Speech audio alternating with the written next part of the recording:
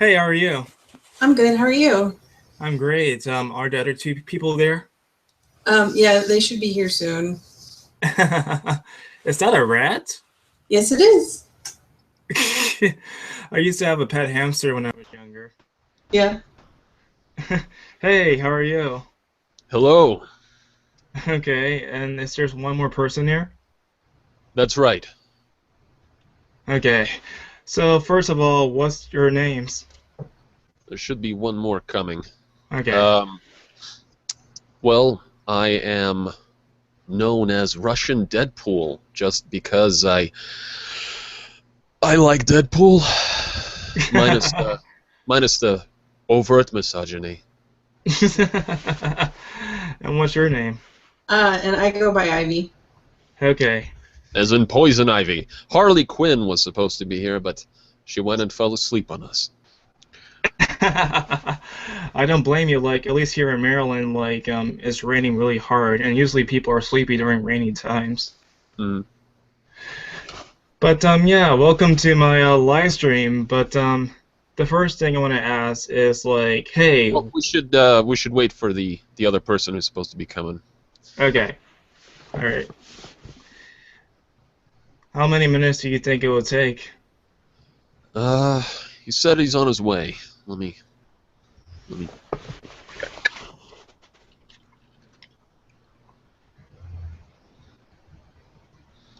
just give it like 5 at most. Okay, but I guess we could start to chat while we're still That's fine. waiting. Yeah. Yeah, go ahead. Okay. So the first thing I want to ask is, what made you two want to become feminists? Uh, would you like to go first, Ivy? Or Well, I mean, at first I didn't specifically choose to be a feminist. It's just the label that happens to apply to my views on everything. Mm. hmm And what about you? well, for myself, actually, it was kind of interesting. I was studying different religions, practicing them for a bit, just to learn more about them. Mm. Uh, and it made me realize a common trend, which is the hatred of women. Right. Of course, well, at any rate, this led me invariably to atheism. So feminism for me was a gateway to being free of superstition. Hmm. And what age were you when you say, "Hey, I'm an atheist"? 16. Hmm. And what about you? Um, well, I would probably. I grew up not really in any religion to begin Yeah. with. My mom taught me spirituality and a lot of more new age concepts.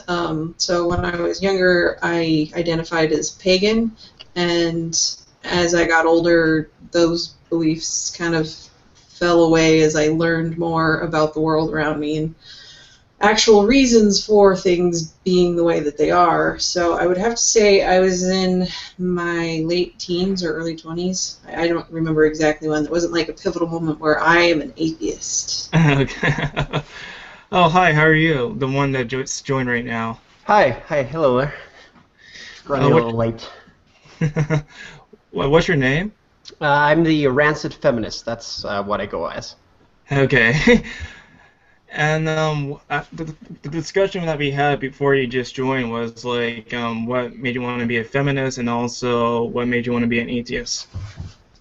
All right, so let's start with the atheist question. Pretty much when I was a kid, I was raised in a Catholic home, Hmm. and it just didn't make sense to me. The whole concept behind a god and owing your loyalty to an invisible man up there just didn't make sense to me. Hmm. I identified as agnostic when I was around 16, 17 years old, and then by 18, I'm like, nope, I'm an atheist. So yeah. Like for me, I was also raised to be a Catholic from my childhood to my early teenage years. It wasn't until Mm. much later that I decided that I wanted to not be religious, and then I realized I didn't believe in any deity. So yeah, I'm an atheist. It's kind of funny. Like both of us used to be raised Catholic. Right. So, so you're for the Well, feminine. Hmm? yeah, the feminist side. Okay, well, pretty much as a kid, growing up in this society we live in, being a man myself, I experienced some of this constant problems that I kept noticing. Being a guy, you have to play certain things. Some men's issues, of course, but the thing I noticed mostly is if you start skewing in the tangent where you like more sensible things, you start getting, you get aggression, and Right. at first, was the basic instinct of, hey, what's going on? And as I started growing up, I started realizing all of these things had to do with things related to women. So whatever happened to me, for example, if I was bullied, it had to do with an activity that was related to being feminine, for example, and girls being attacked for doing things that men did. So all of Right. these things just started making sense to me, and by the end of the day, I'm like, well, yeah, this is very true. Where I live, I'm not going to mention, but there's a lot of misogyny, catcalling, for example, harassment, uh, pretty much undocumented rapes that go to the police but are never actually, registered. So that's a problem. Lots of untested rape kits. And myself, studying communicology, I'm one of those persons that just likes checking facts. Mm. And just about 2 years ago, I started realizing, hey, what is all this philosophy I'm following? And I'm discovering, well, it's feminism, the equality between men and women, basically, with the focus of women first, because everything that women have problems are also attached to men. Not in the sense that men necessarily cause them, because they do, but it has to do basically with the fact that any problems that men are affected with, for example, if you call them men's issues, have to do with women's issues. And that, well, to me, it's factual evidence. Mm. For me, I don't self-identify as a feminist, nor do I self-identify as a men's rights activist. I simply identify as being a gender egalitarian. I'm not part of any women's rights groups or any men's rights groups. So everything that I'm saying in this conversation is based upon what I feel, not how I represent these other groups, because I'm not part of any groups. All right, let me All ask you a right? question. So you don't hesitate to identify as an atheist, right? Right. Why? Well, because it defies how I feel in relations to the God question. Okay. Is that all? Well, yeah, I mean, it's the accurate label to state, like, if a person does not believe in any gods or gods, then yes, they are atheists. So accurate labels are important to you. Okay. Well, I'm of the opinion that I mean, if we're going by the dictionary definition of feminism, any decent humanist should identify as a feminist, just like any free-thinking, God-free person should identify as an atheist, because when you don't identify with these groups, it weakens them. It leaves them bereft of your unique touch, of your presence, and we are, of course, always outnumbered by the religious sexist zealots. So it's important to stand up and be counted, I think. Well, for me at least, since one of you guys just mentioned that feminism focuses entirely on women's issues, well, for me, gender egalitarianism for me focuses on both issues. Like just how the men's rights activists focus solely on men's rights, and feminism focus solely on women's rights. To me, at least, egalitarianism is the best of both worlds. Well, actually, I'd like to interject there. When I mention it focused on women, it doesn't mean it doesn't focus on men as well. All the problems that men have, for example, if you're not manly enough, if you are gay, all of these kinds of issues have to do with something that people relate to women. For example, if you like, I don't know, fuzzy animals, as an example. A lot of men would get criticized for that because it's something that is typically attributed to women. So that becomes a women's issue related to men. So that's why feminists. Don't you think it might be just a societal issue for both men and women for certain expectations? Yeah, and feminism basically fixes that. That's the idea behind it. We focus on both genders, not only genders as men and women. We also focus on transgender rights, non-binary, pretty much every LGBT plus. That's the Wait, basics of feminism. let me interject there. Like the type of feminism you're talking about is intersectional feminism. We are inclusive. Yes, we include everyone, basically. So in other words, you're representing intersectional feminism and not the other forms of feminism. As opposed to, say, trans-exclusionary feminism. Hmm. So in other words, all three of you were identified as an intersectional feminists. Why don't we define our terms? What do you mean by that? Well, Yeah. typically, like an intersectional feminist, at least from my understanding of it, it seems as though they focus not only on women's issues, but also LGBT plus issues. And Yes, absolutely. Which is Yeah. why we're not just feminists, not just atheists, but we're feminist atheists, because the most pressing issue, as far as I personally am concerned in relation to fighting religious bigotry, is the oppression of boys, girls, and women under religious doctrine. hmm. And what about you two? Well, in my mind, you can identify as more than one thing, and just and I just feel that focusing on this at the moment is where the most change would happen. So that's why Where it's I'm most needed. as a feminist right now.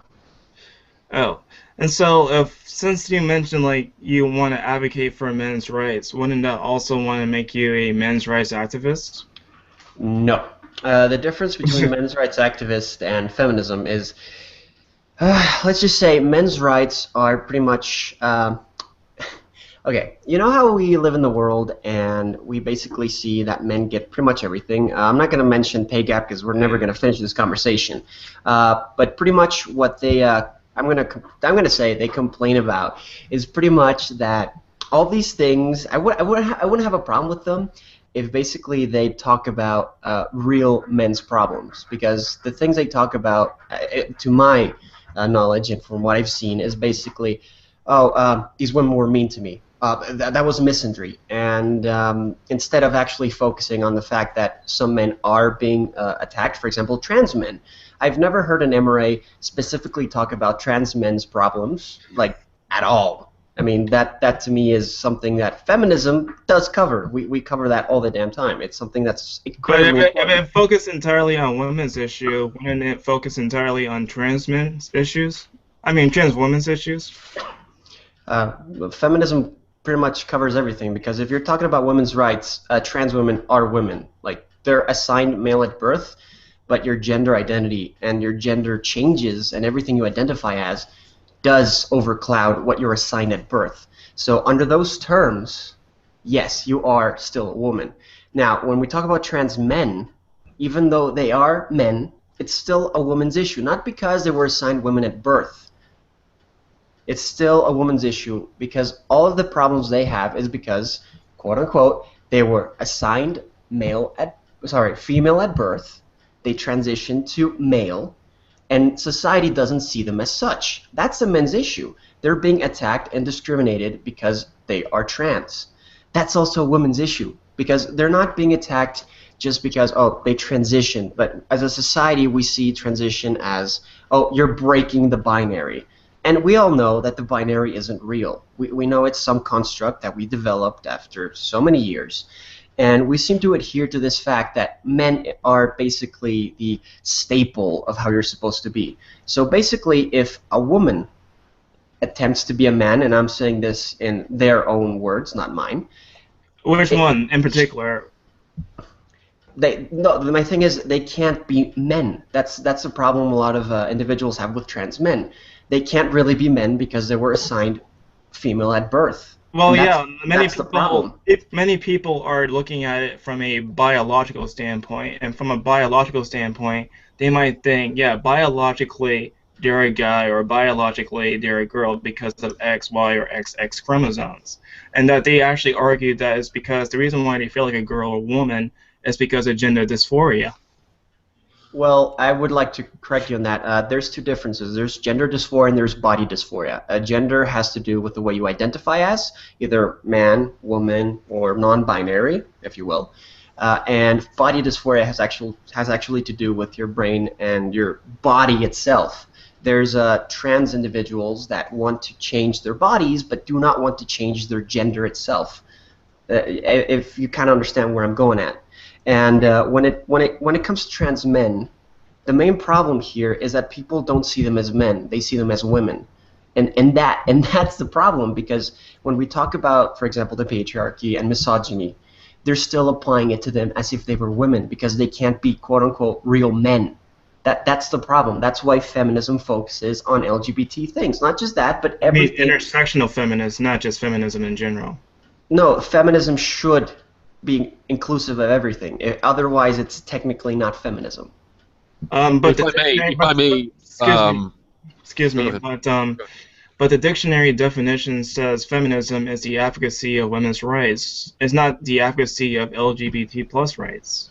It's the equality for women. Hold on, let me find it exactly, because I think you're actually wrong on that one. Let me take a moment to go back to your question of why we don't identify as men's rights activists.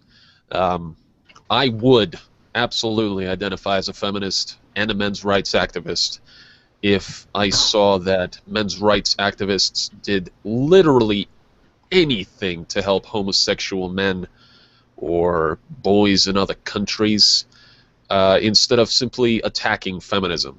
Basically, feminism is attempting to dispel the gender binary that is harmful to both men and women.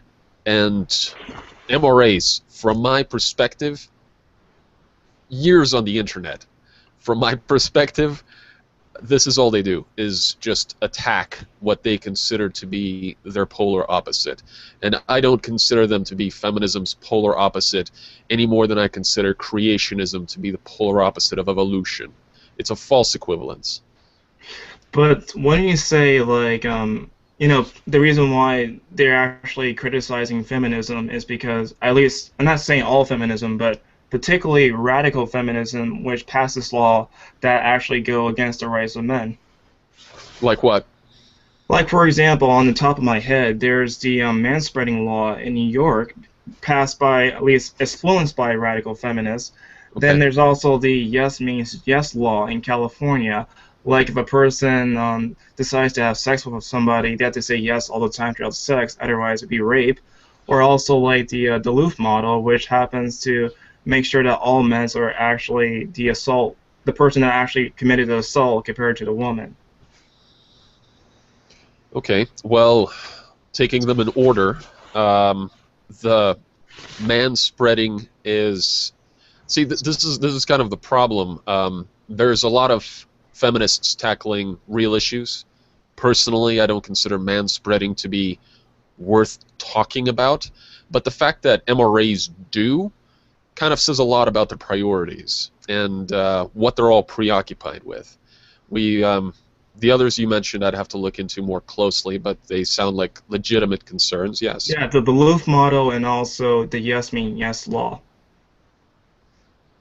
It was the well, obviously consent is extremely important, right. But from what you're saying, if it's actually phrased that way, then yeah, it's ridiculous. I personally agree, not to speak for anybody else. Right, like I guess that's the issues that some men's rights activists have issue with is because of these radical feminists, they're passing laws that go against like men's rights, and that's why they're actually criticizing at least those radical feminists. Well, see, and here's another thing. It's kind of like I take issue with TERFs, trans exclusionary feminists, because trans exclusionary radical feminists, because when people say radical feminists, they often mean trans exclusionary, and I personally like the idea of identifying as a radical feminist, just like I like the idea of identifying as a firebrand atheist, and I am completely inclusive in my feminism. So I take objection to to radical feminists just meaning literally every stupid thing that somebody who identifies as an atheist decides to advocate for. I'm a radical feminist because, unlike a great deal of feminists, for instance, I stand against all patriarchal, misogynistic religions, such as Islam. Yeah, like speaking about Islam, just for a side note, but it appears to me at least like there's two type of atheists in regards to Islam, like the ones that say that criticizing Islam is racist, and then there's like the other type of atheists that want to criticize all religions, like myself and you. Yes, yeah, I'm basically subscribe wholeheartedly to the Sam Harris model of atheism and secular morality as quantifiable science. Basically, it can be, it's like technology. It's measurable. Society's progress in ethical morality as well as technological morality or technological advancement. So, you know, throwing gay men off of buildings and then stoning them and raping rape victims Right. and then executing them. These things need to be spoken out against, and the fact that fellow liberals and some fellow feminists refuse to do so is, I think, an atrocity in and of itself. Right. And I agree, like, people should criticize all ideas, and Islam should not be excluded from those criticisms. They conflate the criticism of ideas with the criticism of people. Right. Like, they think that all Muslims are brown people, when in fact Muslims come in all colors and races. Well, I believe the Philippines has the largest contingent of Muslim followers or followers of Islam, and the Philippines. I thought it was like Malaysia. Is it Malaysia? I'm sure you're right. Off the top of my head. Right. But how do you define, all three of you, how do you define a patriarchy? Well, if you want me, I'll start with it. Well, here, this is a word that, you know, especially people who advocate against feminism hear a lot, and they just, you know, go insane because they don't understand what it means. Initially, when they hear the word, they imagine this. They imagine that, you know, all women are slaves initially, and that, you know, there's this horrible individual called the man that oppresses them. And here's the thing. They're part true, because we're talking about religion. And we know that religion established itself as a form of controlling the masses. And here's the problem. If we look at an evolutionary period, we see that both males and females, you know, start developing, and the birth period, and, you know, correct me if I'm wrong, but basically the birth period let them 9 months and a few extras of not work. And that started developing as time went on as a problem because, you know, they wouldn't let them work. You know, as a species, we tend to exclude individuals who can't work or can't, you know, participate. I, for example, have cystic fibrosis. I'm technically disabled, and I've experienced that head-on lots of times. And basically, after a lot of time, this became an institution. We talk about the establishment of these huge churches and ideas, and inevitably this became an actual issue because women were started seen as lesser beings because the men didn't have this quote-unquote problem. It's not a problem, but it's something that they didn't accept. So as we see social norms, I myself study that stuff, there's trends, and this is a trend that basically established itself. It's not like, oh, we decide we're going to like emo for a while and it's just going to go away. This is something that just got ingrained in our society. And men started becoming entitled. So as time went on, men decided that, yeah, we're more powerful than women because we don't have to do all these things. We don't have periods. We don't have to give birth. And we just started, it got encrusted in our own minds that we had to live this way. That's basically a patriarchy, and that's like the starts of it. And nowadays, the patriarchy is it's got even worse. You know, we've discovered that, you know, men still don't understand how women's bodies work. That's a big issue, and it's something when you confront them, like, hey, open a biology book, you know, learn about it. They still will deny things. For example, one thing that just pisses me off to no end is when they talk about periods and how women shouldn't be in power positions because of their hormonal changes. Who's saying that? lots of people. If you want me, I Oh, can just like load which you up. one in particular, or which ones in particular? Let's talk about Fox News. Did a whole thing about it, and I'm assuming you don't like Fox News, as I guess all of us do here. And in my own place where I live, I've seen this. Actual teachers denying students certain activities, for example, sports journalism, because of this. What if you get your period while you're talking about a sports show and you get hysterical?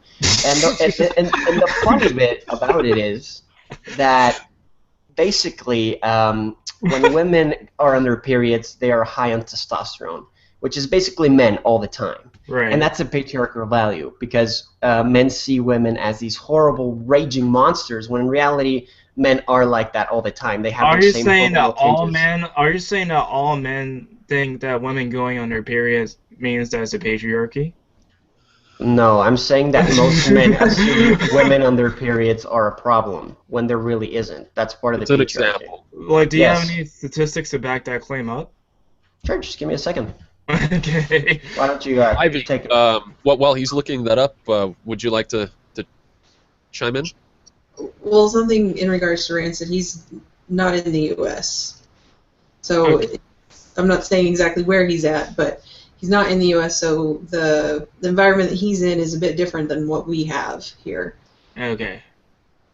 But for me, patriarchy is just a society that pretty much gives preference or favor to men in general, and things are just easier for them on the get-go, pretty much. Okay, I'm gonna address you first, and then he can go and climb in if he wants to. But why would you say, like, society, at least from the US, how can you say society benefits men if women tend to graduate more than men, if women don't have to worry about circumcision, if women tend to graduate college more than guys, when women can actually, get, like, child custodies more than men?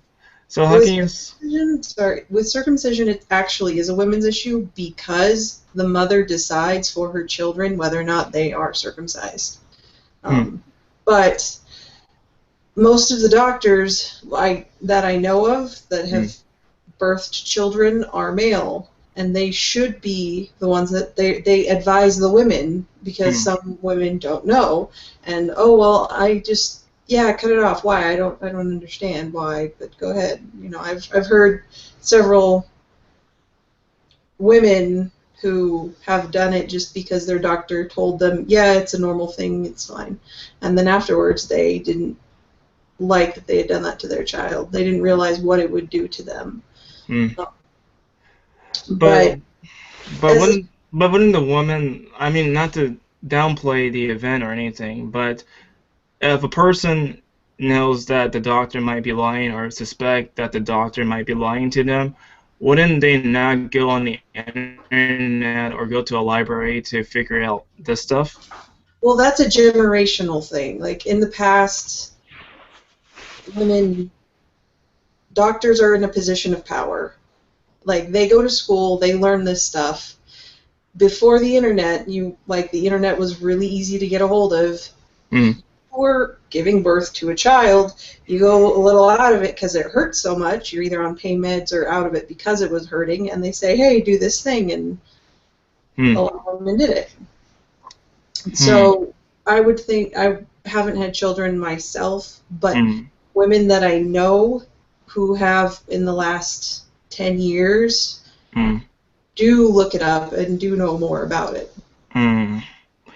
So basically, it's something, the thing that you mentioned, like that was something you want to mention from the past, or does it still apply to the present? I mentioned it because you had said, how is you related circumcision to patriarchy, so that was why I brought that up. But but at least to my knowledge, at least, circumcision for women is in fact illegal in this country. I believe so, yeah. So, but women, at least in this country, at least as far as I'm concerned, it's not illegal. It's not legal to actually perform circumcision on them. Okay. But I know that like in Middle Eastern and probably in and also African countries, they do in fact perform female circumcision. Well, but the thing about it is that our society has women in it that can have a voice, that can make changes in the legislation. Mm. Those countries don't. Mm. So if a woman were to have an objection to something, she basically wouldn't be able to do anything about it. But isn't the same women who put those men in power the ones that vote those men in power? So, like, if, for example, like if a woman votes a person who's a politician, who's and the same exact woman tends to be like for circumcision of women, isn't their actions actually the results of them choosing to not have to have it? You are I've never heard of an instance of that. I'm just doing a role play right here. Okay. Okay. Say it again.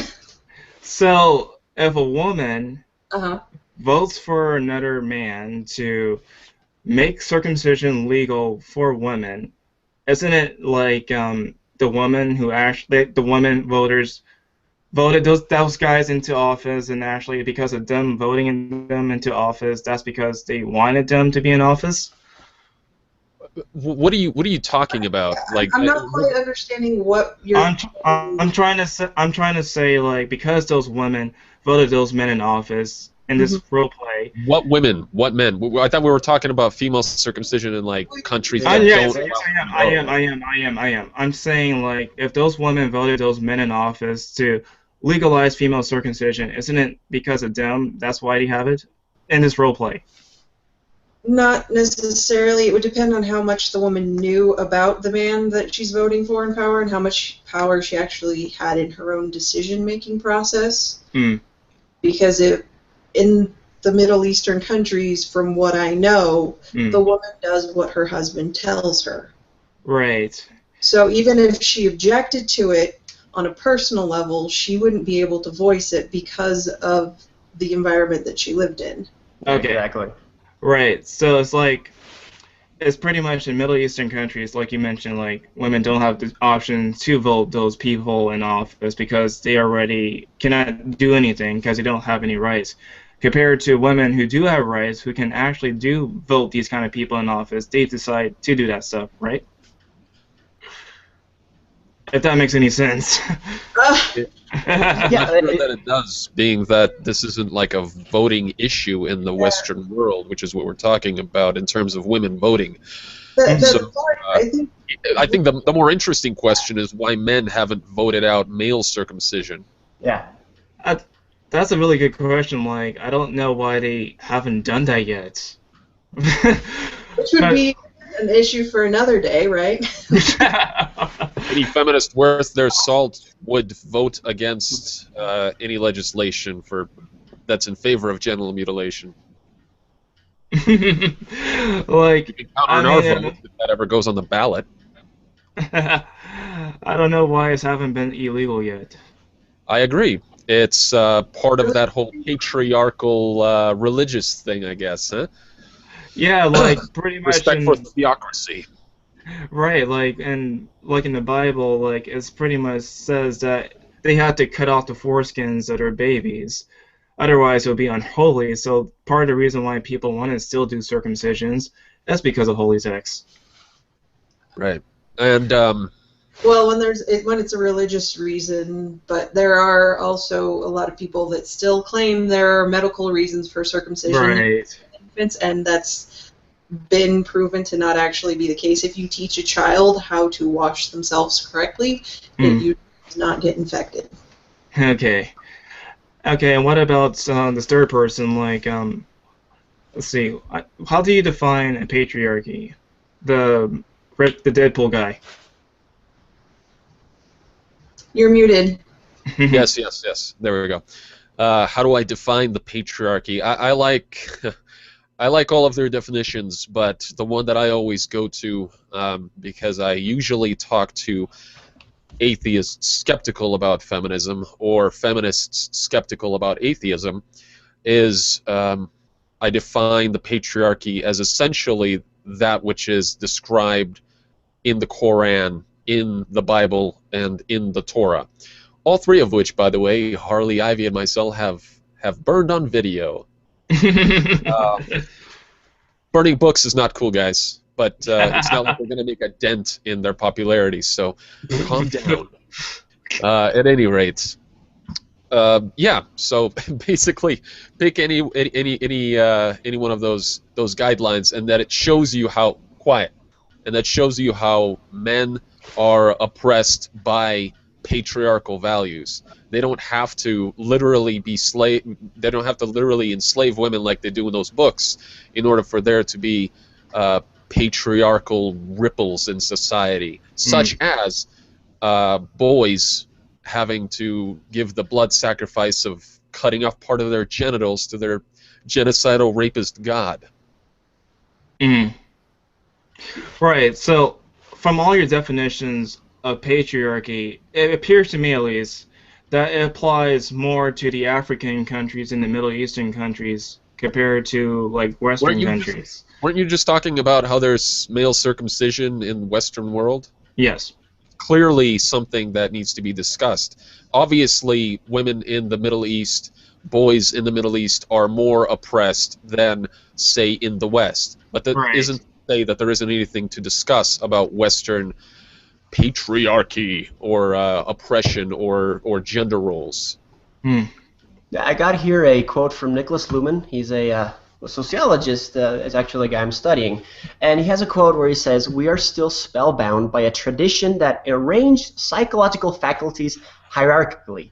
So, in a sense, this religion we're talking about is actually pretty much the bane of all these problems. When you talk about circumcision, and you talk about women, the clitoris mutilation, for example, it's something that's ingrained in this religious world. You, being an atheist, should understand that even in the United States, even though we supposedly exist in a world, of freedom and separation of state and church, it's still heavily ingrained. We still see politicians having to swear an oath with the Bible in order to ascend to office. And can I just jump right in for one moment? Like, the politicians don't have to just swear on a Bible; they could do any book.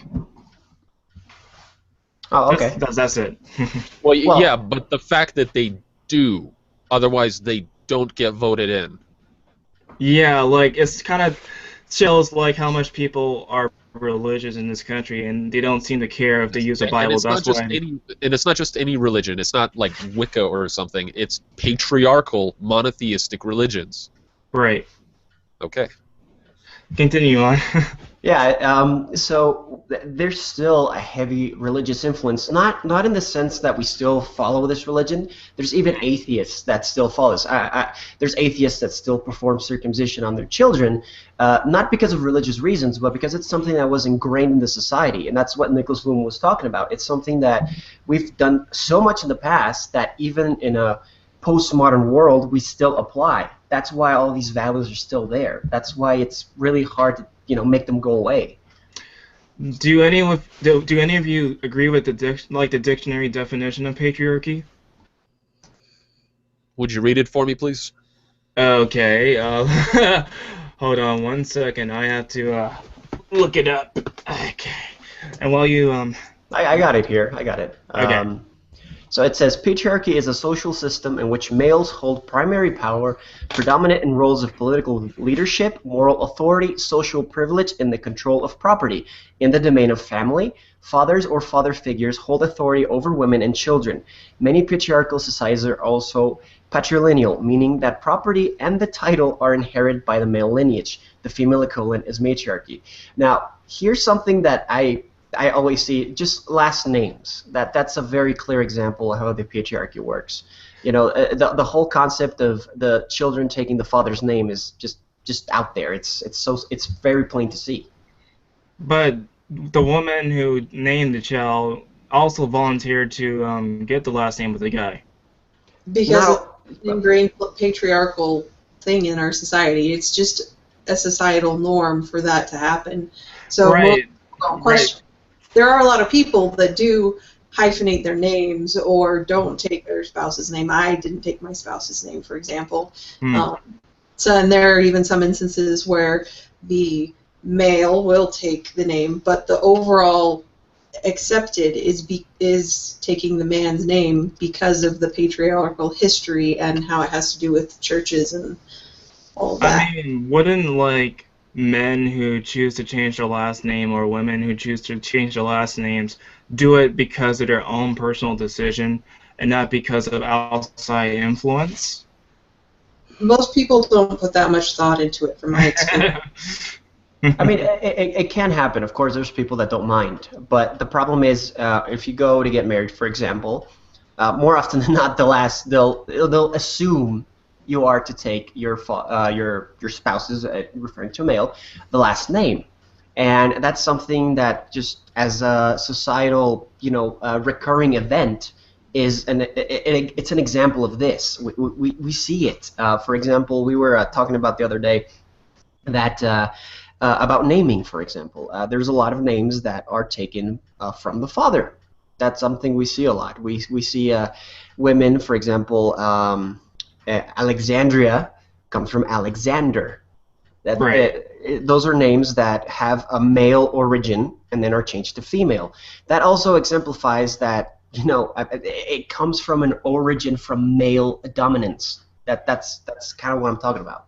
Yeah, if Russians are big on patronyms, and first of all, it doesn't make any sense to trace lineage from the male line in my mind.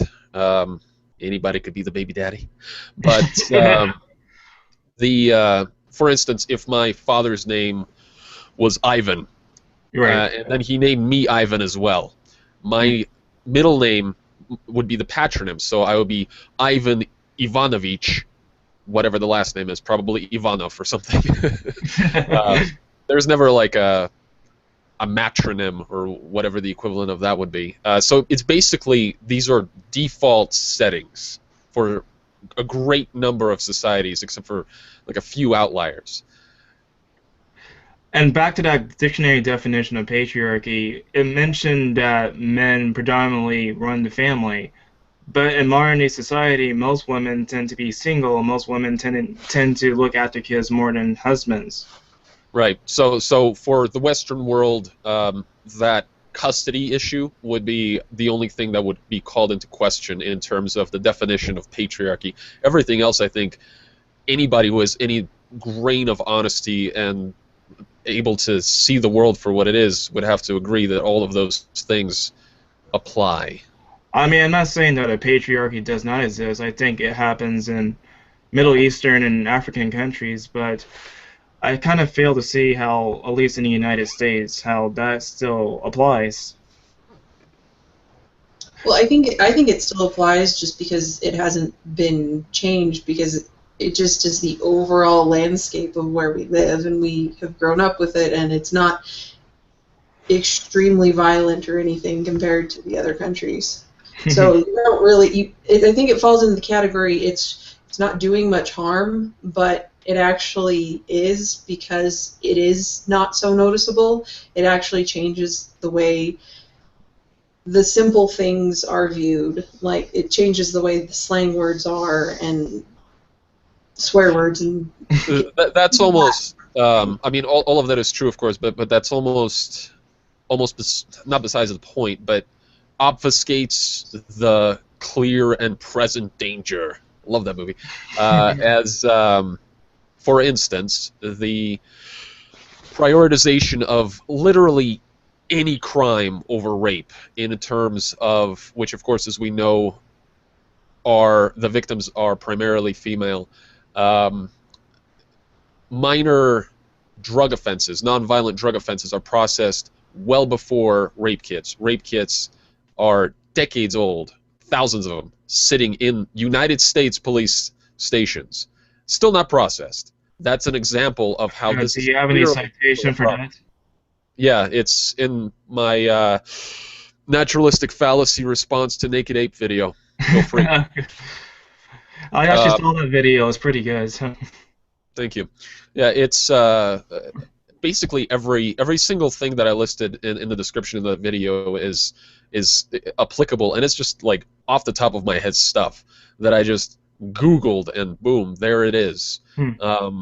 So anybody with any measure of interest in reality can find all these things. And I don't mean like a single like blog post or something. I mean written in fucking newspapers. Like these are human rights violations on a massive scale.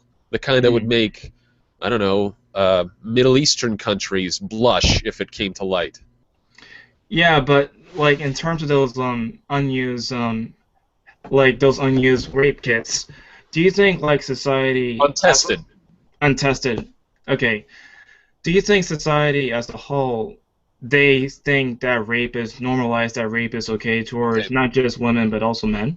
Rape culture doesn't mean that everybody's fine with rape. It's illegal, but this is exactly the point. Police have to are mandated to prioritize everything else over this clearly violent and vile crime.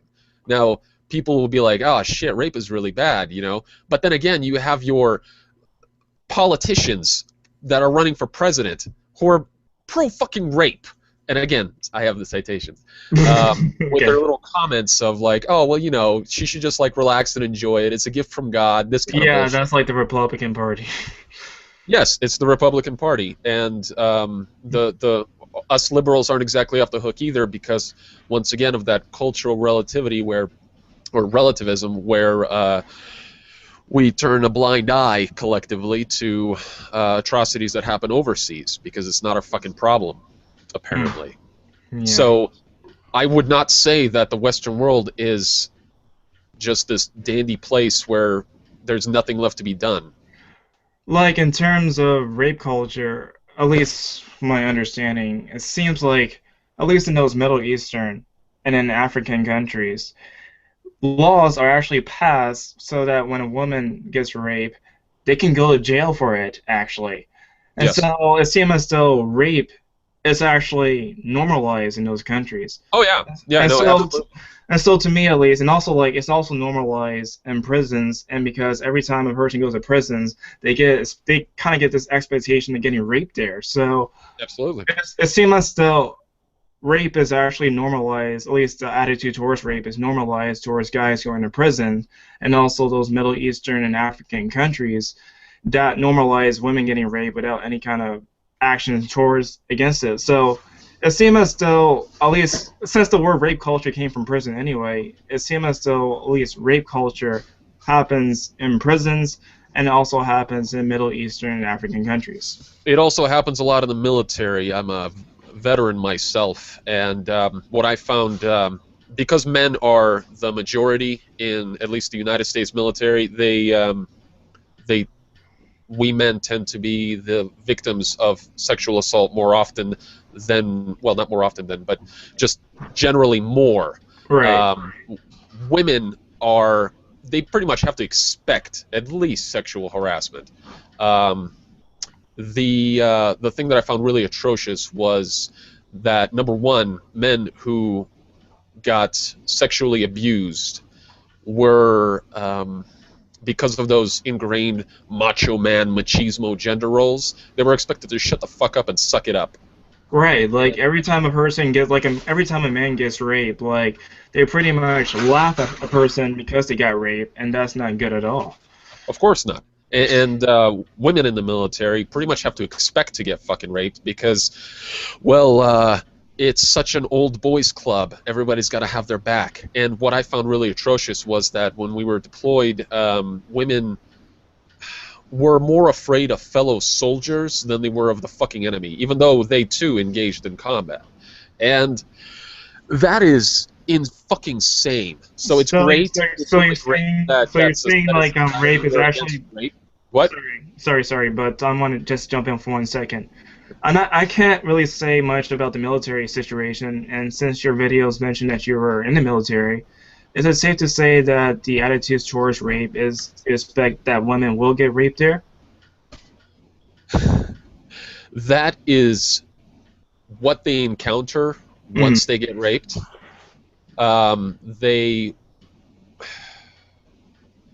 It's not a selling point by any means. No. I mean, women don't. I know the women that I know that have gone into the military, which are a few.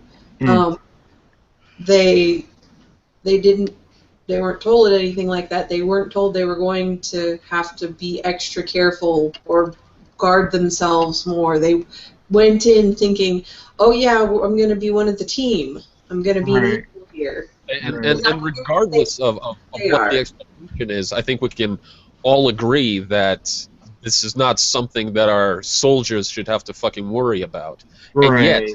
20,000 rapes in 2013 alone in the United States military. Wow. That's You just also awful. Citations. I have. you also have to factor in the concept that rape is not necessarily something to do with sex. And you might start saying, well, what are you talking about? Rape is actually a power struggle. There's been actual reported cases where men who are raping a woman and the woman pretends to be aroused by the fact will get repulsed by it. This is not every single case, but it's something about power. And since men see women as lesser, the majority of men, they will do this for a sense of power. If you see a woman and she knows she's afraid of being raped, he will attempt to rape her as an act of, hey, I'm stronger than you, I'm more powerful than you. So rape isn't only just guys having a hard on and they don't have time to masturbate or whatever. It's actually a power thing. Right, like in most cases, it seems as though rapists happen to be people that the women know. Yeah. That is with most molestation of any kind, sexual harassment. You know the person that's doing it to you, because the predators will get into your safe zone pretty much. Hmm. In the military, you can count on, well, I mean, maybe not count, but you can expect that if you're going to get raped, it's going to be by somebody with more privilege than you, a higher rank, if you will. And it's not a matter of when it's male on male rape. It's not a matter of homosexuality necessarily. Like It seemed like it's Branson like us. said. Yeah, it's a matter of exhibiting power, which is why this is very prominent in prison rape culture. Mm. Right, so I do agree that there's a rape culture in prison, and I also agree that there's actually rape culture in like Middle Eastern and African countries. So it's not like I totally disagree with every single thing like what feminists say.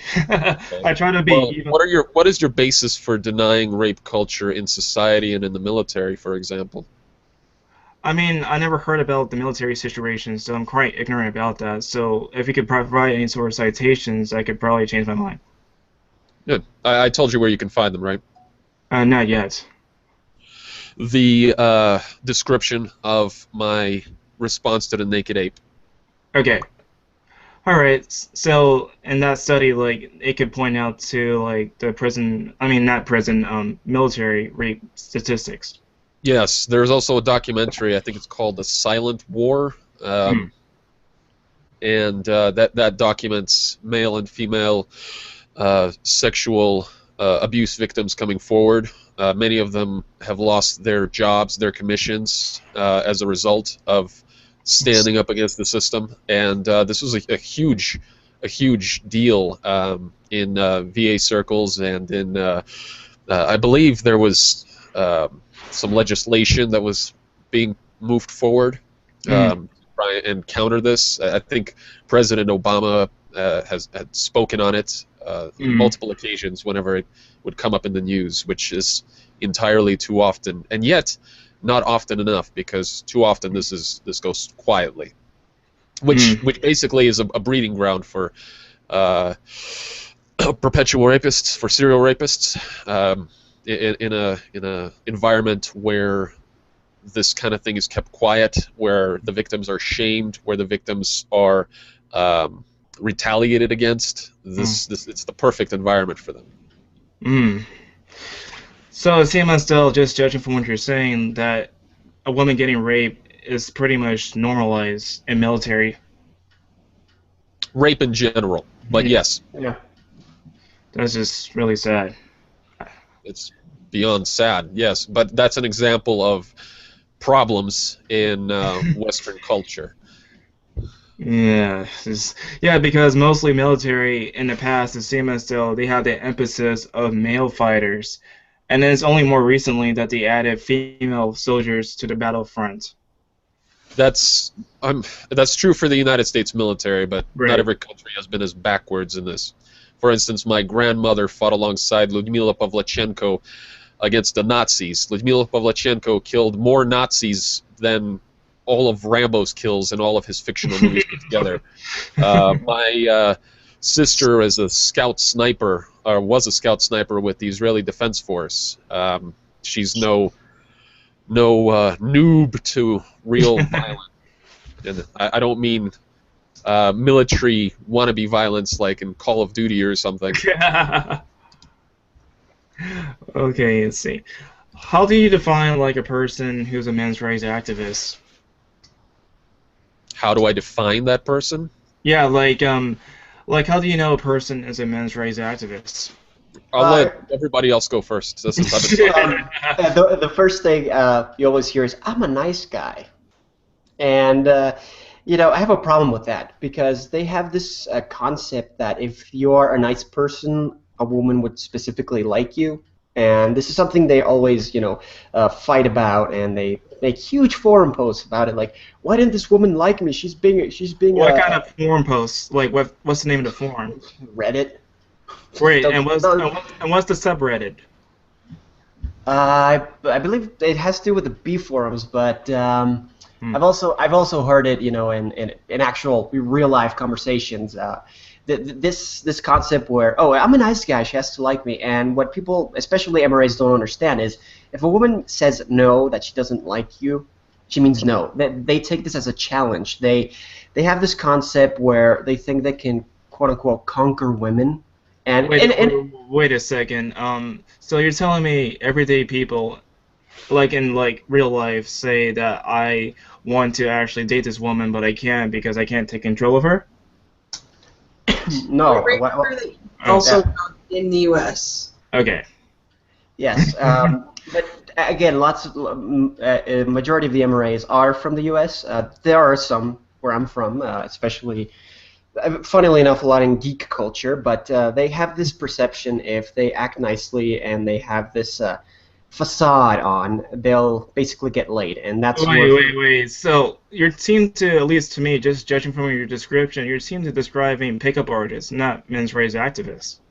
Well, the fact is that a lot of men's rights activists consider if a woman does not like them and they were nice to her, it's her being, you know, sexist or against them. You can see, for example, the Amazing Atheist videos where he complains about this, and it's something that we see a lot in culture. We see, and not just men rights activists, there's a lot of men out there who actually believe if they act nice and put on a nice mask, the woman will be with them. This is where we come with the term friend zone, which is something men rights activists do fight a lot. And the fact is, the friend zone doesn't exist. It's if for example, let's flip the table. If a man gets asked by a woman, hey, do you like me? I want to go out, and he says no, typically the woman will say, okay, fine, and go away. But the cases where women actually, you know, take no for an answer are a lot higher than men. This is also part of the patriarchy because men feel entitled that if they act certain ways or are, quote-unquote, stereotypically badass, they'll get the woman. That's part of the patriarchy. It's not necessarily something that a lot of men think about, like, yeah, I'm a patriarch. No, but it's something that's just, you know, inserted in our heads that we have to follow in order to be quote-unquote real men. And that's what's like how a person wanting to go to a woman is inserted in someone's head if they decide themselves to go after the woman. Yeah, could you repeat that? Sorry, I was coughing. Okay. So how can like a person wanting to go with a woman really badly and want to be aggressive, it gets inserted in their head even though they chose themselves to go after the woman? Well, the problem here is that there's this sense of entitlement, like I was talking about. Most men feel that women are basically carnage. They're like this selection of meat that they can grab from. And if they, like, for example, I like, I don't know, brunettes, and this is a problem of categorization where most men think, oh, okay, these are the types of women. They have prejudices. For example, the typical blonde rich girl is going to obviously ignore them because of stereotypical values. The problem I have here is that a lot of MRAs tend to follow this. I know probably I'm going to get into like what kind of example? What MRAs who self-identify as such? Oh my God, Zoe Quinn. But Zoe Quinn is a feminist. No. I mean the Zoe Quinn, the Quinspiracy, if you will. She had sex with multiple men, according to reports, and the men jumped on it in first stance, like using words like whore, slut, instead of actually criticizing her. But how do you know that they're men's rights activists if you don't say that they are? They are men's rights activists, the ones. But how do you know? Because they're on YouTube, they're on the internet. You can see millions of articles. Just look it up. So you seem to me at least generalize the people that attack her and just smear them as MRAs without telling me like how they are men's rights activists. They're men's rights activists because they criticize the fact that she's a woman and is sexually liberated. But anybody can criticize a woman, not just men. Of course, of course. But I'm talking about them specifically, not in general. I mean, sure, a lot of men do consider if a woman has sex with a lot of men, she's a slut, and if a man has sex with a lot of women, he's a stud. But men's rights activists seem to focus on the fact that if a woman is sexually liberated, she's a slut. And this is called slut shaming. And this is something they talk about extensively. Even the Amazing Atheist did a video on this, and it's ridiculous. It's something that people don't understand is she's a human being, and despite of whatever she did sexually or what she didn't do, she's still a human being. And they're focusing on the sex acts and not on her as an actual human being. If they criticized her work, like some of them did, okay, I would be fine with it. But the problem is their focus is on her being a woman, being sexually liberated. The problem is they focus on her being a woman, not a human being. You kind of know where I'm getting at? Yeah, I understand the people who are attacking her are in the wrong for that. But my question is, how do you know each and every one of those individuals self-identify as a men's rights activist? It seems as though, at least from my experience anyway, like there's a difference between like people who self-identify as men's rights activists and those who are part of what is known as the manosphere. Like the manosphere have people like MGTOW people, as well as neo-masculines, as well as the red pill people and the pickup artists, who happen to have this misogynist attitude towards women, like they think that women should owe them something. So how can you say like those people are men's rights activists when it seems as though they don't even identify as such? But I wasn't specifically referring to them. I was just, maybe I got confused during the talk, but I was specifically talking about the ones that attack Zoe Quinn, and I was talking about how men's rights activists follow these specific guidelines in order to, yeah. Okay, and what about you two? How do you know someone's a men's rights activist? Well, first, there's obviously the ones that say that they are. The ones that don't actually take on the label tend to react to the feminist movement as opposed to coming up with their own points. It's all what I've encountered. They have all been counter to the feminist movement and wanting attention for their cause as opposed to and distracting from whatever the feminist issue was that they're referring to. But anybody could go criticize feminism. They're called anti-feminists. Yeah, but they, I guess I can't. I'm lacking the words at the moment to describe. But ultimately, if somebody is something, they say that they are. I say I'm identifying as a feminist because of the things that I believe in. Right. I'm not putting myself in any specific camp of feminism because I don't think that's an effective use of the term. And men's rights activists, the ones that, like I was saying, the ones that I've seen are speaking out and bringing up things as in opposition to feminist movements. But I think anybody, not just men's rights activists, could be opposed to the feminist movement. Like yeah, I'm not disagreeing with you on that, but I'm saying that that's a key factor to men's rights activists. Right, and what about you on Deadpool? Well, I gotta be honest with you, and I know this isn't exactly correct, so here it goes anyway. Okay. The first thing that comes to mind when somebody says MRA is Elliot Rodger. That But mass shooter?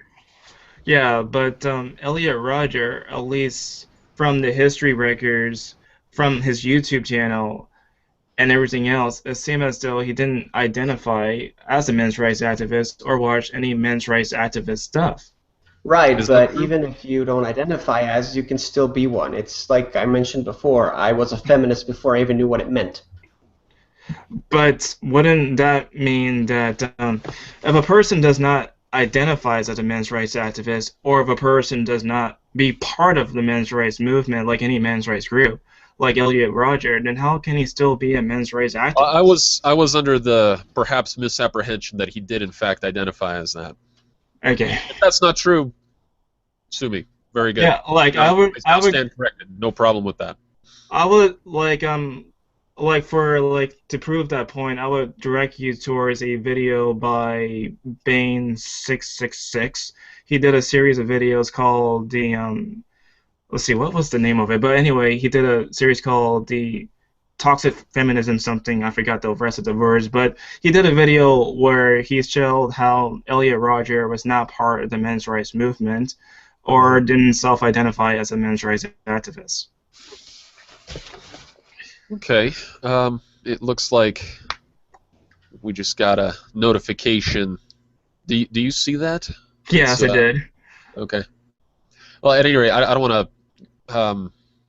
go around researching this in the middle of a conversation, but I fully admit that I could be completely wrong. At any rate, Okay. that's the first thing that comes to mind.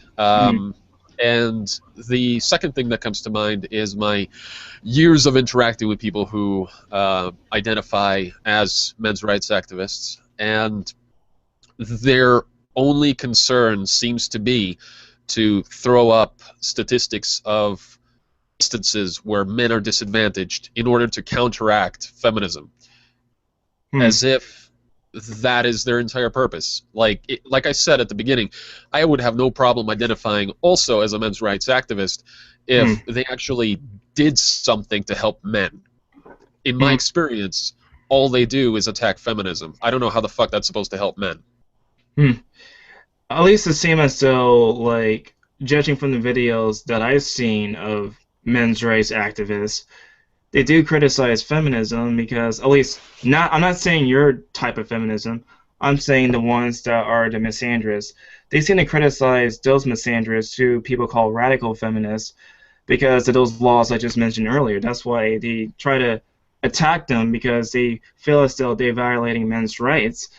However, unlike the feminist movement, the reason why they cannot really get anything done is because the lack of funding. Because just on the top of my head, like back in 2013, there was a group of feminists in Toronto which actually protests a meeting for men's rights, and it was like for a guy by the name of, I forgot the guy's name, but it was like a guy named Will Ferrell something. He actually was speaking about men's rights, and then feminists started protesting him. And there's other examples of which feminists protest men's rights conferences. So a lot of reasons why things seem to me, at least from the outside, does not get done is because a lot of feminists, not all feminists, but a lot of them, protest at these men's rights meetings. Well, it's interesting because it would seem to me that I would also feel compelled to, say, protest a group that advocates against, I don't know, feminism or humanism or whatever you want to call it, universal human rights. They focus entirely, they obfuscate the issue. They say, oh shit, yeah, women have it bad, but look how bad we have it. That's not the fucking point. If you want to have a conversation about men's rights, if that's all they did, I would be fine with it. I wouldn't say a bad word about them. But they focus their entire argument around trying to criticize or discredit feminism. That's all they do.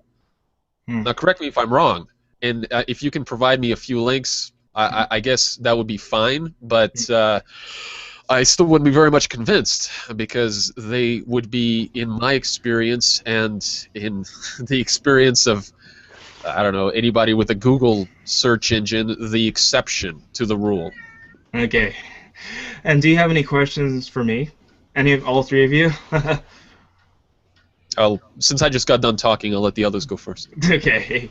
Well, I have a question for you. I watched your Zoe Quinn and Anita Sarkeesian video where they talked about female problems in the workplace and all that. Now, after a while, what's your opinion on Zoe Quinn, for example? I'm really curious about that. Well, since you saw the video, I'm gonna try to regurgitate what I just said because I still feel this way. Okay. It seemed like I'm just as a person going out of the outside and actually researching the stuff that she did. It appears to me that she had a history of harassment, and so I think, at least from that kind of perspective, I think she's a horrible person. Yeah, but in the video itself, she's actually talking about the problems women actually suffer in the workplace. Yeah, like I don't agree with a lot of the stuff that she said. However, what I do disagree is the fact when people like to make video responses that's harassment. Like I don't see how criticizing or critiquing a person's footage is harassment. Yeah, but most of the problems that I've seen, especially with videos talking about her, is that they focus on, oh, she had sex with other guys. Well, she had a boyfriend. And it's just like speaking for myself, that's irrelevant to what I think about her. It's like just the harassment stuff alone is bad enough. Yeah, but for example, I know a lot of people have discussed that she did the whole like undercover and saw what people were talking about her and exposed it. You know those tweets. Yeah. A lot of people criticize that, and this is something actually MRAs do. And within the Skeptic Feminist, I assume that there's been some infiltrees, MRAs doing the same thing. And this is something that in the video, well, you evidently see that she had a reason for doing it. She knew these were people that were potentially dangerous, not only to her, but to any other individual who would, vouch for her, and not only to her, but to Anita Sarkeesian as well. I personally don't agree with some things that Anita says, but I think the whole heat on them is incredibly, incredibly sexist. Sure, there are some logical criticisms you can make about them, but I think most of the criticism they received was because of the quote-unquote actions they did. For example, Anita, criticizing video games and there is a lack of actual protagonistic women. I myself, being a gamer, I've seen this my whole life. I'm a big fan of Samus Aran, for example, but I don't really have a huge selection of characters I can follow. And she got attacked not for the fact that she was actually criticizing the games themselves, but most of the attacks I saw before she disabled the comments was, oh, you stupid woman, you don't know enough about video games. Oh, fake gamer girl. Even if she wasn't a gamer, quote unquote, she still has the right to investigate these things. I mean, I don't disagree with your points of her critiquing video games. If she wants to critique video games, go right ahead. At least the people that responded to her, at least like Mr. Repsion or the Amazing Atheist or these other people, they tend to focus entirely on her arguments, and they find a lot of flaws in them. For example, like many people mention how she used like previously recorded gameplay footage that was uploaded onto YouTube. And I guess they also arguing a lot about her feminist-based arguments, but otherwise it seems as though at least the main people that are criticizing her are not doing that because she's a woman. Well, I've seen evidence to the contrary. Again, it could be based on where I live because how comments sometimes filter where you live, but a lot of them seem to me to be like that. It's this whole concept of the fake gamer girl. You don't know enough. Again. The gaming community, believe it or not, has a huge female following. It's just kind of underneath. I myself... But don't you think that there are some girls that do, in fact, fake it just to fit in? I don't think so. I mean, gaming is such a... No, it's a hobby. I mean, if it was something else, like something to do with politics, maybe, but it's gaming, really. Like, what if a guy, for example, claims to like Star Wars and know nothing about it just to fit in? Do you think that guy was faking it? I mean, if a guy was faking to fit in, I mean, sure, it's something we can see, but I'm not... But what about the same thing for women? I don't think it's a big factor. A lot of women take pride in the things they do, and the fact that you would have to fake to belong to a group that you don't identify with is something that is abysmally low in percentage. It's not something that that really feels tangible. It's like if I say I'm going to join a football team because I want to fit in, even though I'm super skinny and I can't run for more than 10 meters without coughing. You know what I mean? I don't think it's something that can be quantifiable enough. But like in terms of knowledge, like whenever both a guy and a girl try to fit in, they say they want to like something, but when you ask them about questions about things, they don't tend to know, so they don't tend to want to know about the stuff that they want to get in. Well, that's something I see that's a problem because not everyone is, knowledgeable in these things. I Right. myself, I'm a Star Wars fan, and if you ask me stuff, I'll answer that. But I could say I like Star Trek as well, not as extensive as any other, a Trekkie, for example, but I can still say I like it. Here's part of the attack I'm talking about. A lot of girls and women are attacked on the basis if they like something. It's like those people who just like music in general and say, I like Sigur Rós, for example, Icelandic band, really cool. And I myself like them. I don't know their lyrics. I really don't know the band members, but I still So do you like them. think there's a difference between a casual fan and a hardcore fan? They're still fans. So in the end, like since the girls who happen to try to play to like stuff, like don't you think they might be just casual fans and not know Who much about stuff? cares? That's my fucking question. Like who? And I don't mean to curse at you. I wasn't cursing at you, just in general. I know. But, like, who? What does it matter? These women are receiving death threats. They're being doxxed. Their families are getting threatening phone calls. How does any kind of question about their loyalty to fucking gaming is completely overshadowed by these people who clearly just hate women? It's ridiculous to even bring up the idea of fake gamer girls. Like, what even is that? Do they it makes no fucking sense to me. I don't even understand how this is a valid point of argument when we're talking I'm not about saying that.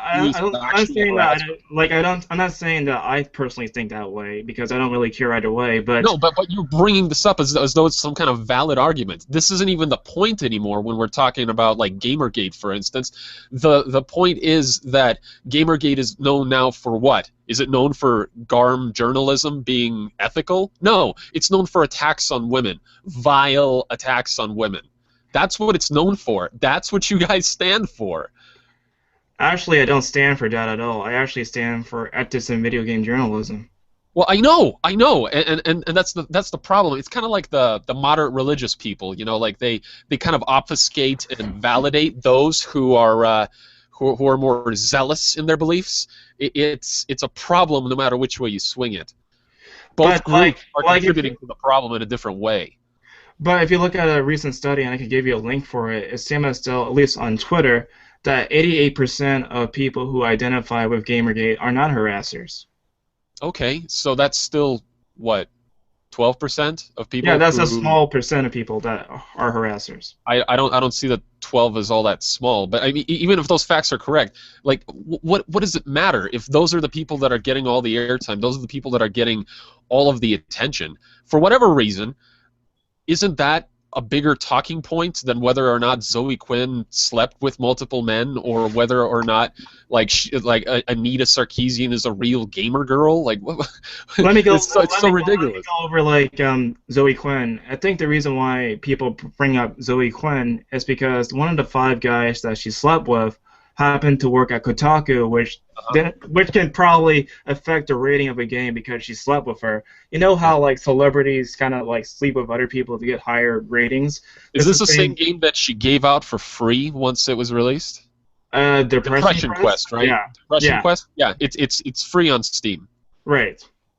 Making any criticism whatever totally moot.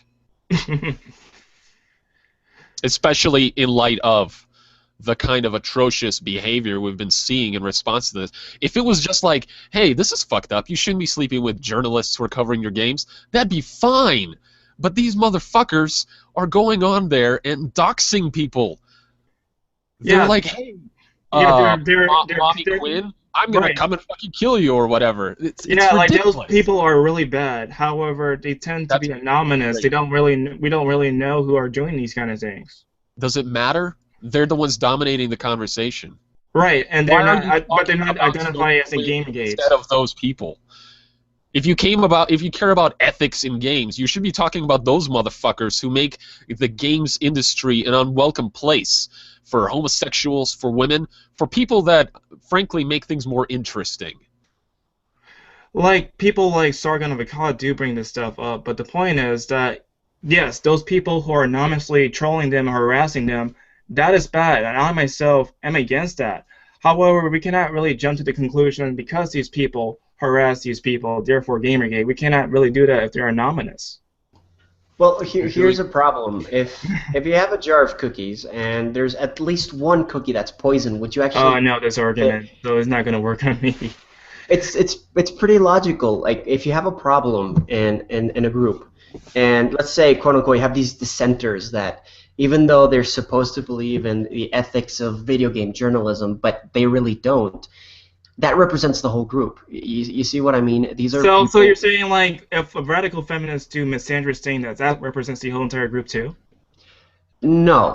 but you no, just said that Gamergate has the same thing. That's why feminism has such a negative connotation to it. It's not that's not the main people that are in it. It's the ones that speak the loudest that give the general impression of. Exactly. So they cannot do the same thing for Gamergate then.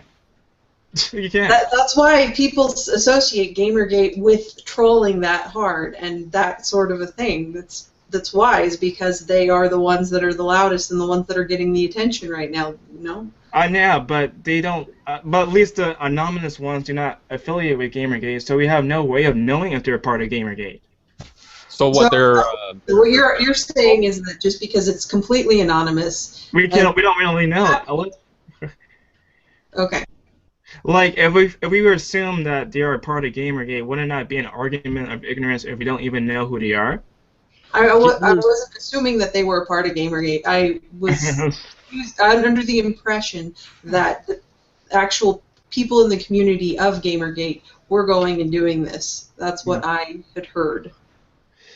Right, so I can give both of you studies in regards to the harassment thing for Gamergate, but majority of Gamergaters from the study that's been conducted are not harassers. So even though small percentage of people who do in fact harass in the name of Gamergate, I personally, and I'm going to tell you three guys about this, I personally am against those kind of people. Yeah, okay, if I was part of a group, let's say feminism, that became known predominantly for, I don't know, harassing transsexual people, feminism would immediately, for me, become about challenging those anti-transsexual people. Right. Instead of, I don't know, talking about something as ultimately insignificant by comparison as ethics in games journalism. I'm a gamer. I love to game. I game so hard, dude. But you know, it's not something that overshadows the harassment of real people for me. If that's what the conversation becomes about, that takes precedence.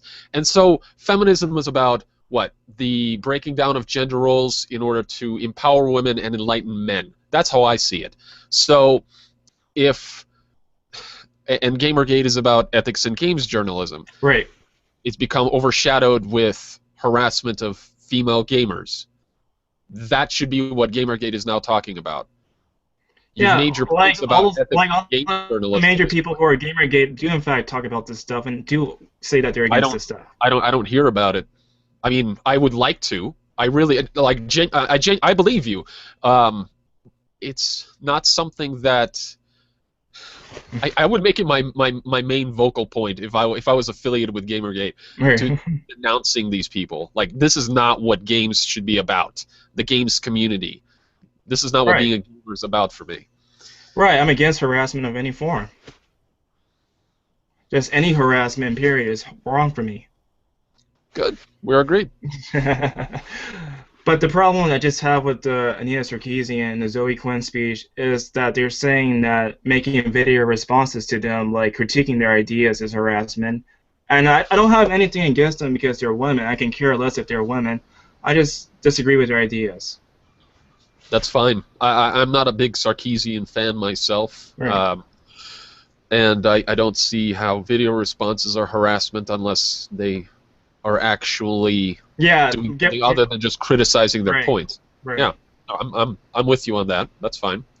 But again, and if that's what I haven't listened to it myself, but if that's what their speech focused primarily on, I think they're missing a huge opportunity to instead focus on what I would consider more legitimate harassment, where Right. like they have screenshots of all these messages with rape and death threats and messages to Right. their families. So I Right. think it's infinitely more pressing than possibly offensive video replies.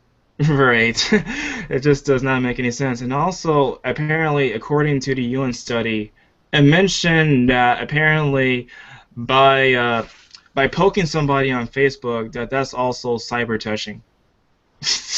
That's also part of harassment. Well, obviously, at least speaking for myself, like I said, with manspreading and whatnot, Right. these are not issues that I consider we can have a dialogue about multiple points of concern Right. in the Western world, in the Eastern world, but when there's real pressing issues in, for instance, the Western world with the untested rape kits, as an example, or the military rapes or whatever, these are things that should take precedence, and so it kind of obfuscates the issue when they bring these nitpicky things up, Right. and that's I'll probably get some heat for saying that, but Yeah, sure. There are things that shouldn't be ignored, of course. And problems should be focused on. But when you're talking about, for example, the pokes, a lot of people seem to think, well, you're just poking it. But most of the cases are people who actually continue doing it after you say no. Of course, you can block them, but at times, especially women who are afraid of some men who will actually do them physical harm for blocking them. I've known cases close to me that has happened. So Yeah, I have no doubt that people abuse that, but they're saying in the UN report that apparently that doing a cyberbullying is the equivalent of physical violence. well, yes, there's people who have killed themselves over cyberbullying. But like doing harassment itself is the source of real life violence. Well, yes, it represents who the individual is. If an individual on the internet is sexually violent, more often than not, he's going to be sexually violent in the real world outside. and an excellent example, I think, is a gamergator who was What's his harassed name? by fellow gamergators. We recently, today, just like an hour before the show here, we shared it on our Twitter. It was made by a fellow atheist feminist on YouTube, cataloging this guy's mental breakdown at being cyberbullied by fellow gamergators. So it isn't just like these overly sensitive feminists being crazy or something. Like this is Yeah, everybody legitimate has concerns. Well, and I would think it kind of goes along the lines of, how in virtual community, a lot of people get so emotionally invested in that virtual community. It's just like having real friends, having real life, face-to-face interaction. People that are not in the gaming world but are on Facebook isn't really a gaming world, but it's an Right. online community in itself, and a lot of people are emotionally invested in what happens there. And so you could say that somebody that continually pokes somebody, that person, if they have a history of sexual harassment, it could take them back to that. And this was my safe place. This Facebook was my safe place after this harassment that I had, and now I don't even feel safe here anymore. So I think that would be where they are coming from in that instance. Right, but I don't think I understand that there are mental breakdowns when you do something online. However, I don't see how exactly if a person pokes them on Facebook, that's like poking a person in real life. At least that's how they define it in the UN study.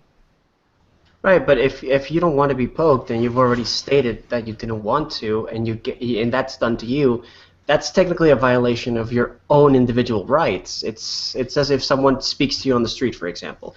Of course, there's freedom of speech and all that, but if I myself say, hey, don't talk to me, I don't want you, this is my personal space, that's violating your rights. You as an individual have the right to say no, and if you don't want to talk to anyone and be a hermit for whatever, that's your own choice, and people have to respect that. So even though if we see this poking thing as ridiculous, to some people it's very important. There's some individuals that have been, triggered by these things, have been attacked, and it's logical. We have to learn how to respect these things. Speaking about trigger, like, what do you think about trigger warnings? I think they're incredibly important. Wait, so you think like before someone says a speech that they says trigger warning before they actually discuss something? Well, yeah, it takes you what, 5 seconds to just say, hey, we're going to talk about these topics. If you find yourself triggered or don't want to hear about this, you can leave. And let me put it this way: if you're done, I don't mean to interrupt. Go ahead. Instead of viewing this from the perspective of again these like overly PC feminists trying to take away our free speech, let's take a look at it in terms of, let's say, well, from my experience, not to compare the two, but from my experience, war veterans. Okay, I know people that find solace in playing war simulating video games on like their Xbox or whatever. It like calms them down, and it's completely the opposite for other people. Like they can have a fucking flashback, and so these are things that have legitimate psychological impacts on people. And for instance, a fellow feminist, Bewildered Ape, I believe he's also an atheist. He puts very graphic movie rape scenes in his in some of his videos to like make a shocking point, and he doesn't, for instance, include trigger warnings. Now, this doesn't trigger, for instance, me, but it still bothers me when somebody who speaks for these kind of issues neglects to do these things, because it's basically just like. And I'm not meaning to say anything bad about him, but it's people who make fun of trigger warnings are basically being utter assholes for the sake of being utter assholes. Like, it's great, it's not a problem for you. Well, the fucking world doesn't revolve around you, you know what I mean? You have to take other people into consideration, unless you don't care, in which case that's fine, and that illustrates the nature of your character immediately. Right, but those people who happen to have those kind of traumatic experiences, are they not the people that actually choose to actually look at the video? Well, here's the thing. Let me jump in real quick. You know how sometimes there's songs you relate specific events or things to? Yeah. And there might be songs, for example, you relate to an ex-girlfriend or some old friends that you don't like anymore, and it kind of makes you like, ugh. Well, it's that same thing, just a power level that's completely different. And I understand that, you might say, well, you watched it, of course, but the problem is most of these people don't know they're watching it. I've bumped into movies where there's a horrible rape scene, and it says in the back of the box, sexual violence and, physical harm, gore, whatever. But that doesn't really give you an explanation. Maybe they don't have to spell it out to you at 12:51, there's a rape scene. It just has to say there are these kind of characteristics. There's a rape, there's a beheading, whatever. But isn't it up to the person to see the movie if it's rated R for that rape scene? Yes, of course it is, but it's also the responsibility of the distributor to tell the audience these are the things that are going to happen. Yeah, they do by the MPAA. Yes, but I've actually been studying the MPAA, and it still has a lot of flaws, especially when it comes to triggers. Yeah, they just say sexual violence. Okay, what is sexual violence? It can be from someone sending a dick pic, unsolicited dick pic. That technically counts as sexual violence.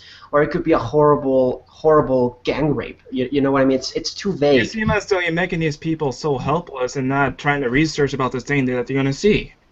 It's not that they're helpless. It's just that if you watch a movie, you don't exactly know what's going to happen unless someone tells you specifically about it. Or I could just read the rating on the bottom of the movie poster. Okay, well, just because people are they're not. We're not treating them like they're helpless. They're telling us what bothers them, and we're listening instead of saying "fuck you." You got to deal with it. Hmm. You know what I mean? Right. But like, don't you think that these ratings in movies and video games can also help what's gonna happen in the movie before you decide to play or watch it? Yeah, but it's not like you're gonna, ignore all these things. It's like, I mean, there's so many video games with the immature rating, and there's lots of good games that don't really involve horrible rapes. Or, for example, I know there's some like I think Manhunt and Yeah. technically, some games like that. But again, you're not gonna just say, well, I'm not gonna play M games anymore just because a few games have these facts. Wouldn't the person want to look up what's happening in the game before they decide to purchase or watch something? Sure. Well, I actually thought we were talking about like YouTube videos or something with like trigger warnings, not videos. But even or like games. on YouTube videos, you can see by the thumbnail and by the title of the video what it's going to be about. Yeah, Can but you? YouTube can be misleading, actually. Right, but like, even if they click on a misleading title, if they know something bad's going to happen, can they just stop and just go to another video? But what if they don't know? There's a lot of videos you don't know. It's like the screamers. Do you know it's going to be a screamer? Not necessarily. I mean, those things are kind of dead now. But back then, I remember, oh, look, a little puppy. Nowadays, you expect it because you know what's going to happen. But back then, you don't know. And today, you don't still know what's going to be in the video. It's very simple. Yeah, you don't know what's going to be in a YouTube video, but if you know like the subject that you're searching for have a particular topic, then you can avoid it. Okay, well, let me interject something here before you guys get into another thing. That's where you get into a different debate about personal freedoms versus society regulations. How did we devolve down into this? Like, what was the initial topic? Why are we YouTube going? videos. No, like, but seriously, I'm a bit lost by why we're talking about this in particular as Well, we were talking about trigger warnings, and he mentioned how, like, in YouTube videos, that when you watch something, you don't really expect it. And I'm telling him that that if a person search up for something or see the title or the image or the rating, that shouldn't they not know in advance before you click on something? well, that would be dependent on whether or not the person posting the information included an accurate description of what was in it. They don't always do that. Right. Right, I understand that there are things that could be, in fact, misleading, and I know that for a fact that the ESRB and the MPAA do sometimes screw up with their ratings. I'm not going to lie about that. However, even in those screw-ups, if a person knows that something is rated mature, or that something is rated R, or NC-17, whatever, then they should know that they should not watch the movie if they know it's going to be a really mature topic. Yeah, but let me bring as an example the raping of Sansa Stark in Game of Thrones. That came to a surprise for me, and everyone who watched Game of Thrones knows it's a very violent TV series. There's a lot of nudity. There's some horrible blood. It's very graphic. But here's the thing. Even though they do equate before there might be some sexual violence, there might be some. It's always very vague. For example, a lot of people followed Sansa and how abused and horrible her life is. And when they came to that scene, a lot of women that I know actually cried and broke down because of that scene. Here's the thing. That scene, for example, they could have just implied it. You know, the difference is if you actually show it, you should say, hey, there's going to be something horrible near the end, or in that case, knowing that it's something extremely graphic and the character's underage. But isn't Game of Thrones? I've never seen Game of Thrones, but isn't Game of Thrones rated mature audience for sex, language, violence?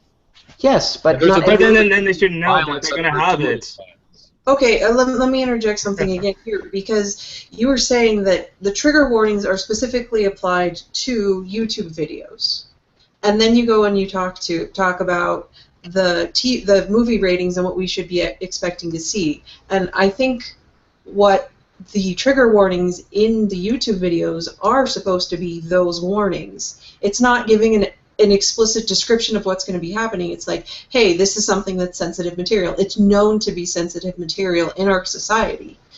So there should be nothing wrong with it being just an option in YouTube as just when you're submitting the thing. Yeah, there are some partners.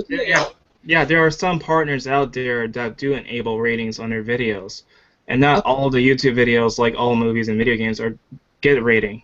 And so the only way to really know about if something is mature, even without a rating, is by looking briefly at it and then deciding to not see the rest of it. Okay, but so it might be too late, and they could have whatever had happened. Right. You can unsee something. Like if there is some like possibility of this happening, like she's walking down an alleyway and oh no, this could happen.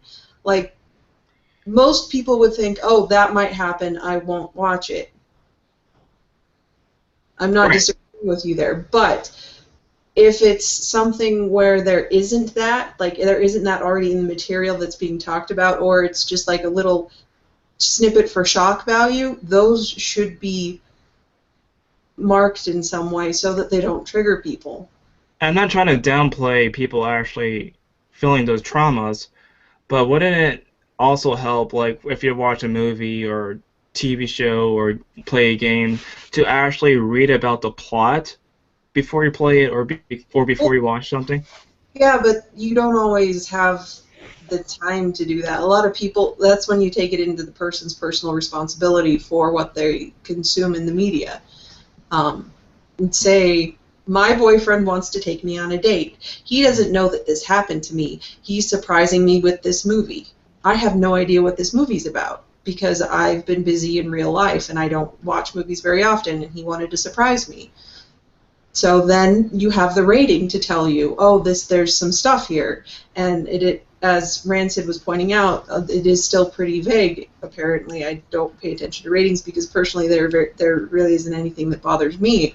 Mm-hmm. But I can imagine this scenario where it would bother someone and she wouldn't know, and it would be up to her to walk out.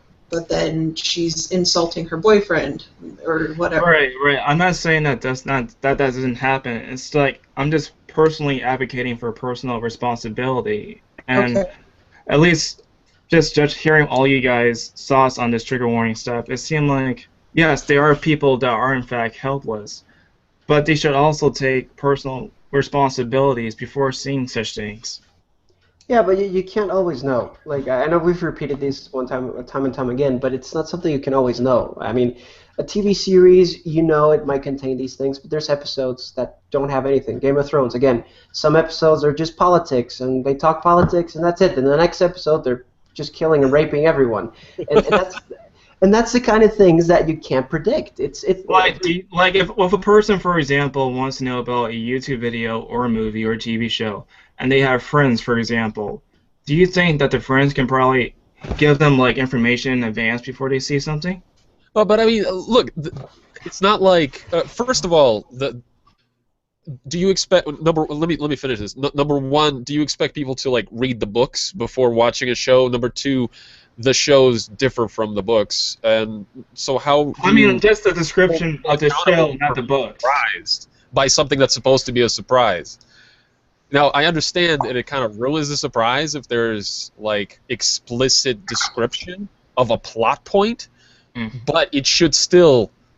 I mean, I'm actually kind of being swayed by their arguments at this point.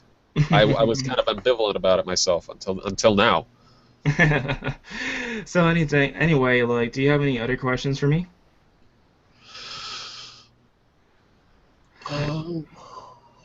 I didn't know about you until yesterday, and honestly didn't have time to look at any of your stuff because I had work today. So it's very nice to meet you, and I will be looking more into what you have.